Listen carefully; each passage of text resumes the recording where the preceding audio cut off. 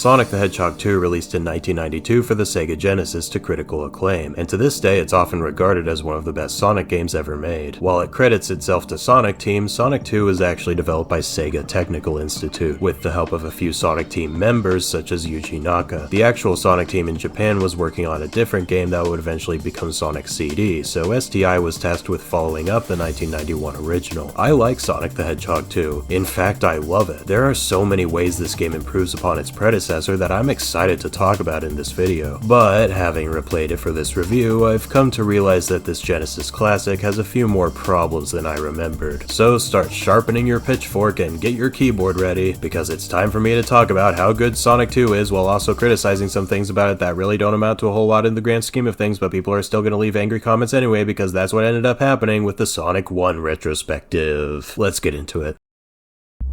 The story in Sonic 2 is similar to the first game. Dr. Robotnik is capturing animals to power machines in order to take over the world. This time though, Sonic isn't alone, as he's now joined by his new sidekick, Miles Tails Prower. Together with Tails, Sonic sets out to destroy the Death Egg, which is not a reference to anything whatsoever, while also collecting the Chaos Emeralds along the way. While it's still pretty focused on gameplay, Sonic 2 does have a few more cutscenes than its predecessor, and they smartly use in-game sprites to tell the story visually without any dialogue. I do think the transition to fully voice-acted cutscenes was necessary when the series jumped to 3D, but as far as the 2D games go, this really was the right way of going about it. This approach would also be expanded upon in the next couple of games, reaching its apex in Sonic 3, but we'll talk about those games in due time. The overall presentation in Sonic 2 largely stays true to Sonic 1, but I think the series definitely hit its stride with environment design in this game. The first Sonic the Hedgehog has some pleasant areas, but its sequel goes all out with the creativity, no longer being restricted to the traditional platforming biomes. Zones like Emerald Hill, Aquatic Ruin, and Hilltop all stick to natural environments while still having their own unique flair, while zones like Chemical Plant, Casino Night, and Oil Ocean put a creative spin on the Eggman-ruled dystopias of the first game. With that said, I do have some minor nitpicks about the art style. For one thing, I don't love how much Sonic 2 relies on dithering for its sprites. Granted, it's important to remember that the game is meant to be played on a CRT, which smooths out the colors in most instances, but some elements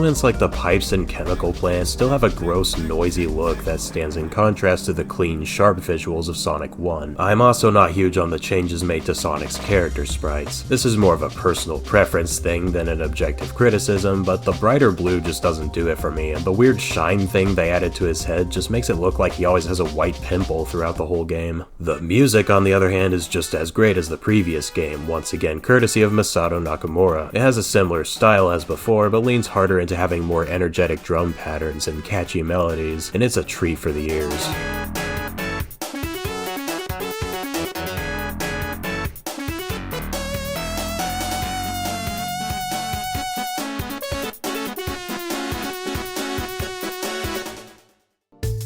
With the story and presentation covered, let's get straight into the gameplay. Sonic 2 retains the core mechanics from its predecessors, still revolving around the 360-degree pinball physics that made the series stand out from its competitors. However, it also introduces a few mechanics of its own, some going on to become staples of the franchise. One of the biggest additions in Sonic 2 is the spin dash, which stands to this day as one of the most iconic and helpful moves in Sonic's arsenal, though it's often misunderstood nowadays. Crouching down and pressing jump will charge the spin dash, and letting go will give Sonic a burst of speed and ball form. This move is genius. It eliminates the backtracking you'd have to sometimes do in the first game in order to build your momentum back up, but it still encourages you to keep up your flow since you have to come to a complete stop before you can use it. Another iconic addition to Sonic 2 is the aptly named Tails the Fox, who can rapidly spin his two tails to make himself fly. Tails serves a lot of different purposes in this game. In single player, you can either have him tag along as a CPU while playing as Sonic, or you can play as just Tails by himself, basically serving as an easy mode since he can fly. In multiplayer, giving a friend the second controller will allow them to control Tails, though good luck trying to keep him on screen. Sonic 2 doesn't just settle for adding things though, it also makes changes to a few mechanics from its predecessor. The biggest of these are the special stages, which are not only completely different themselves, but also have a new way of accessing them. In Sonic 1, hanging on to 50 rings by the end of an act would spawn a big ring in front of the goalpost, which you could jump into to access the special stage. In Sonic 2, you still have to collect 50 rings, but now you have to take them to a checkpoint instead. I'm not huge on this change for a multitude of reasons, but in order to fully explain why, we first need to talk about level design.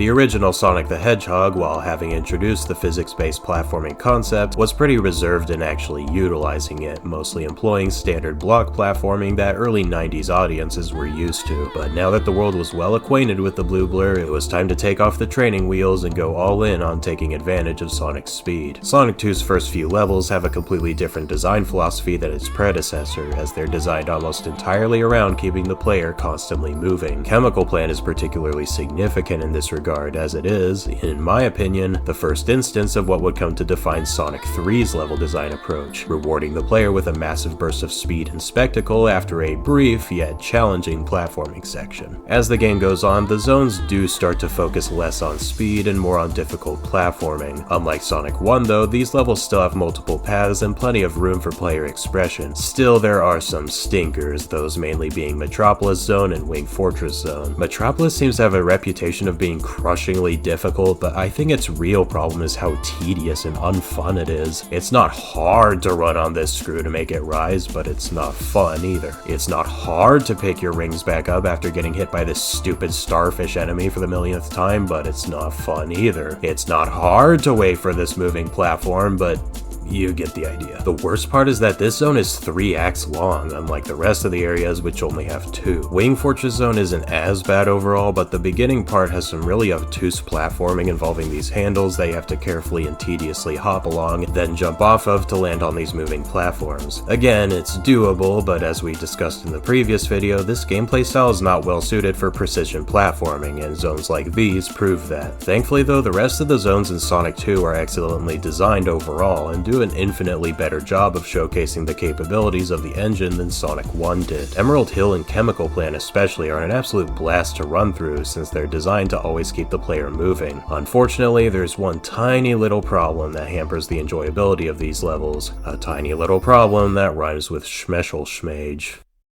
As I mentioned before, crossing a checkpoint with 50 rings will create a portal to the special stage, as opposed to Sonic 1 where the portal would only appear at the end of the level. The most significant benefit to this change is that you can now collect all of the Chaos Emeralds very early on if you're good enough, and as we'll see in a bit, you want those Chaos Emeralds. Unfortunately though, that's pretty much where my positives end. Remember how I said that Emerald Hill and Chemical Plant are designed to be blasted through as quickly as possible? Well, if you're going for those emeralds, you won't be able to fully enjoy these stages, because instead of speedrunning them, you'll be scouring them for checkpoints while tediously making sure you don't get hit, because if you do, you'll have to collect 50 rings all over again. Don't get me wrong, this isn't a miserably difficult task, but it is tedious enough to hamper the enjoyment of what are otherwise some of the best levels in the entire game. So what about the special stages themselves? Well, on paper, they're a cool idea, having the player run through a pseudo 3D half-pipe and requiring them to collect a certain amount of rings by the time they reach the emerald. But as most Sonic fans already know,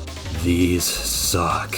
First of all, the way the camera moves and the way these stupid bombs are placed means that it's impossible to see them coming. This conditions you to instinctively jump every time there's a hill, but then sometimes they put rings there, which if you miss, you're screwed. What's even worse is that Sonic Origins completely redid these special stages, but the camera still behaves the same, meaning that this obnoxious problem still carries over with it. Tails also follows Sonic around in these stages, and he also makes them miserable, because even if you jump over something in time, Tails might not. Since he has his own ring counter, you'd think you could just make sure that only Sonic collects all the rings, but in the later stages you have to use both characters, otherwise you're going to miss rings. Combine all this with the insanely strict ring requirements and the downright sadistic level design, and you have what are, hands down, the worst special stages out of all the original Genesis games, and among the worst in the entire series. So why even go for these in the first place? Well, Sonic 1 may have only had 6 Chaos Emeralds, but Sonic 2 has all 7, and when you finally get them all,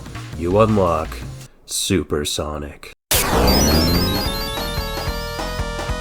Screw all you guys, cause I am supersonic. Screw all you guys, cause I am supersonic. And you can't freaking stop me, can't stop me now. And you can't freaking stop me, can't stop me. Yeah, as much as I will always criticize the special stages in this game, the reward you get is easily worth it. Collecting 50 rings will now allow you to transform into Super Sonic, which essentially gives you permanent invincibility and speed shoes until your rings run out. This absolutely breaks some of the level design, but considering the hell you went through to unlock it, the game knows full well that you've earned it, and that makes it one of the best 100% completion rewards in all of gaming.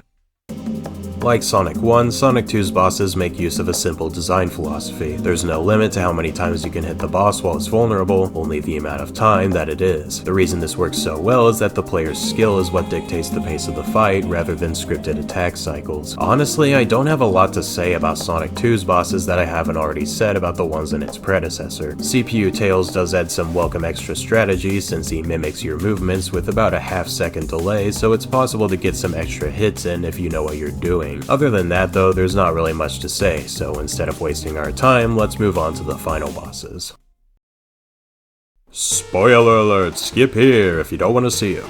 Once Sonic finally reaches the Death Egg, he is greeted by Mecha Sonic, not Metal Sonic, he's in the next game. This boss is really cool in concept, and it does follow the classic Sonic boss philosophy for the most part, but man, what is up with these hitboxes? If you don't hit this guy pixel perfectly, or if you hit him one frame too late, you take damage. What doesn't help is that you start this fight with no rings, so if you get hit, that's an instant death. What's even worse, however, is the boss that follows. The Death Egg robot isn't nearly as difficult as Mecha Sonic, but it does come with an especially annoying feature. If you die in this fight, you have to fight Mecha Sonic all over again. Like Metropolis Zone, it's not the difficulty that ruins it, it's the tedium. Anyway, once you defeat both of these guys, the Death Egg is destroyed for now, and Sonic and Tails come back down to Earth. The end.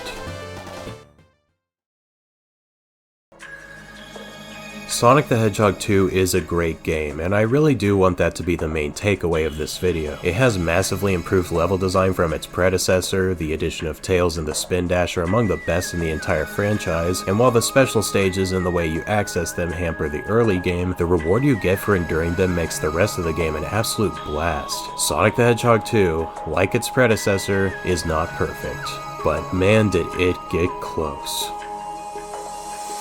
If you enjoyed this video, be sure to check out my previous video on Sonic 1 and subscribe for more video game content just like this. You can also become a member for just $1 per month to get your name in the credits, exclusive emojis, and a special channel in my Discord server. But either way, stay tuned, thanks for watching, and as always, enjoy life.